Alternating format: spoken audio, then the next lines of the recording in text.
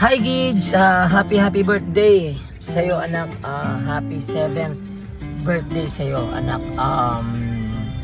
Ayun, syempre alam mo naman, diba? Wish ko naman lahat na makakabuti para sa'yo. Wish ko lahat ng makakaganda para sa future mo anak. Nandito lang si Papa. Although hindi tayo nakita ngayon dahil nga sa alam mo na rin naman yan. Pero lagi mong tatandaan na mahal ka ni Papa. Andito lang si Papa. Anytime na kailangan mo ako, andito lang na. Medyo umiiwas lang ako sa mga bagay-bagay na soon manguunawaan mo din. Ayun, palagi mong tatandaan na walang makakapalit sa'yo sa puso ko. Bilang isang ikaw anak. Ikaw at ikaw yan. Hindi ka mawawalan palagi ng space sa puso ko. Lahat ng ginagawa ngayon ni Papa is para sa'yo talaga. Alam kong alam yan. Last time nung pumunta ako dyan sa inyo, hindi kita nakita eh.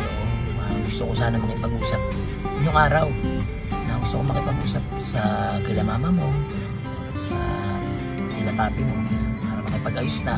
Kalimutan ng lahat para sa'yo. Kaya lang hindi nila tinanggap. So yun, ito na yung araw na birthday mo, June 15, araw na dumating ka sa buhay ko na hanggang ngayon 7 years na, no?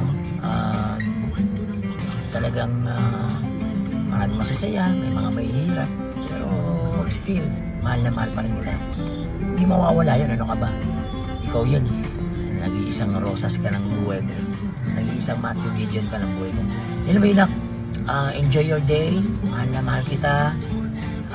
Palagi mong tatandaan niya na andito lang si Papa. Hindi ako mawawala.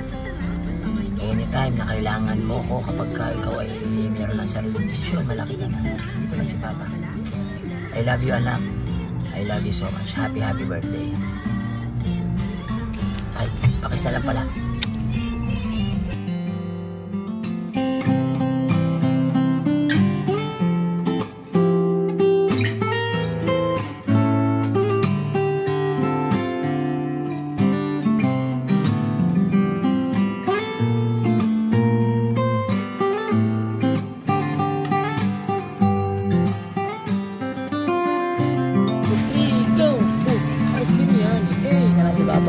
Ano yung isa? 1, 2, 3. Ano yung isa?